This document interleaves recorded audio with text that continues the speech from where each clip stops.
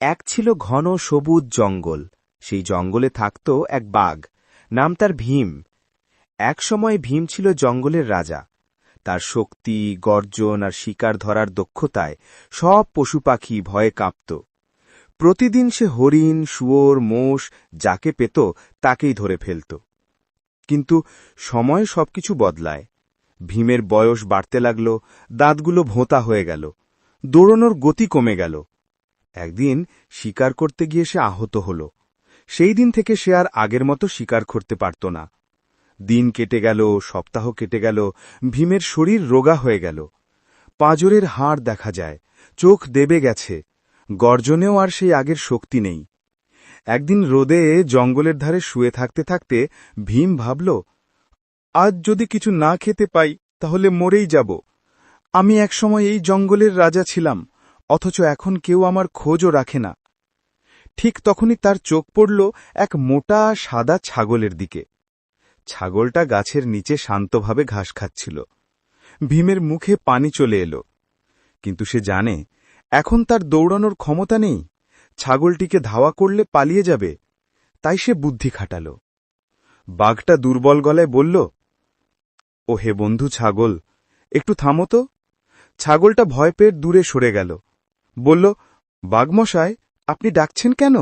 আমি তো আপনার খাবার নই। বাঘ মিষ্টি গলায় বলল, না না, আমি এখন খুব অসুস্থ, তোমাকে খাওয়ার মতো শক্তিও নেই আমার, আমি শুধু তোমার সাহায্য চাই। ছাগলটা অবাক হয়ে বলল, বাঘ, আর সাহায্য চায়? কেমন সাহায্য? বাঘ বলল, আমার শরীরে অনেক ব্যথা, কেউ নেই আমার দেখাশোনা করার।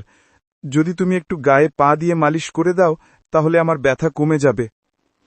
ছাগলটা বুঝে গেল এটা বাঘের কোনো না কোনো ফাঁদ, কিন্তু সে চতুর ছিল।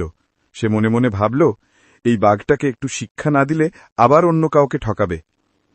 ছাগল বলল, ঠিক আছে বাঘমশাই, আমি তোমাকে সাহায্য করব। তুমি চোখ বন্ধ করো, আমি তোমার পিঠা পা রেখে মালিশ শুরু করি। বাঘ চোখ বন্ধ করল আর হাসল মনে মনে, এই ছাগলটা এক্ষুনি আমার নখের নিচে আসবে। ছাগল ধীরে ধীরে পেছনে সরে গিয়ে গাছে উঠে পড়ল। তারপর জোরে বলল, বাঘমশাই, আমি এখন মালিশ করছি না, তোমার বুদ্ধিতে মালিশ দিচ্ছি। আগে নিজের লোভের অসুখ সারাও, তারপর শরীরের ব্যথা দেখো। এ কথা বলে ছাগলটা দৌড়ে পালিয়ে গেল। বাঘ তখন লজ্জায়, রাগে, হতাশায় মাটিতে থাবা মারতে লাগল, কিন্তু শক্তি ছিল না, তাই কিছুই করতে পারল না। সে চুপচাপ গাছের নিচে বসে কান্না শুরু করল। সেই সময় এক বুড়ো কচ্ছপ পাশ দিয়ে যাচ্ছিল। সে বাঘের কান্না শুনে থেমে গেল। বলল, কি হয়েছে ভীম? তুমি তো একসময় রাজা ছিলে, আজ এই অবস্থা কেন?